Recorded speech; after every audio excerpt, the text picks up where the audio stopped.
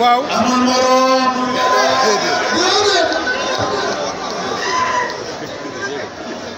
Cheikh Seydi El Hadji Malick waaw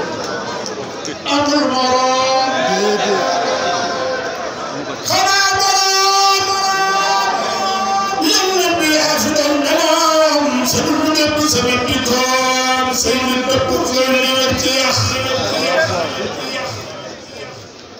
أسيرنا قلت العباد جميعهم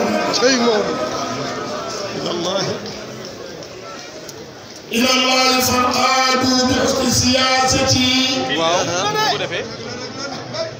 ولين وآداب وحلم وسرر وحب على عمرون من وسرتي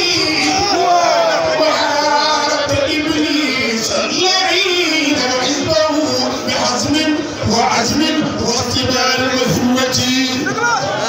وشلت الضمير بعد مرامي بمقتل عليا لنا كل قوتي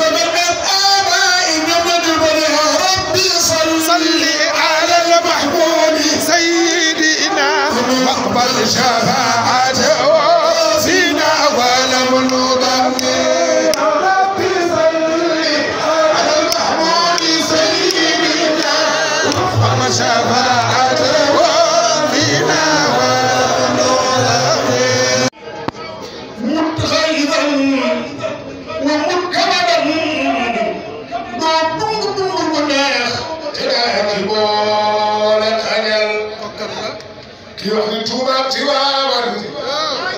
ñaari dawla lañu fii dawlatin tawarul wallahi koo ko xamul li ngeen ko wax yéen ñi xam mu noppi mu di la gën na xam ni fa dal ali moom ca loxoom la newul na wax ba dee loolu muy benn yàlla def na ko jeeg ndax yàlla def na la muy def la laaj ci ësëm seen ndaw la jiitu na tey loo bañ barit du fi jóg waxal ma xottiku yaa man woon yaa xëttu xol mama bi ne yow doo jullit doo ku kenn xam loo fi doon bari wax soo bàyyiwul lii nga ne yàlla ngi lay toroxal Touba Tivaouone Niassène Niaman ak Thiénaba Kaba Kalaaye Wanaasar Foundiougne teral kadaaka saahi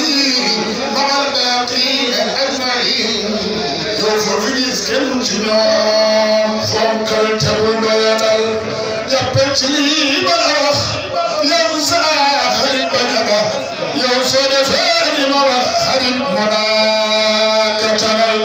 bala ni gam-gam la ak caqale na rafetul bii nga ma caayixi lool yi bari yéen ko gënul taral yow baabu xaaliqina naqala rabbuna tiin wayafal am sopp leen te màggal leen lu ngeen ko salal te bàyyi seen leer bu leen leen daan ñi yow mu selal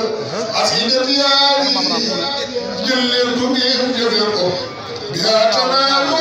min arrahman la amal bi nga ma ñaanal ilaahi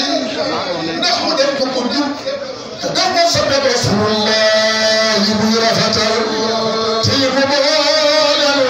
من أصحاب سيدنا شيخ المشايخ والمولى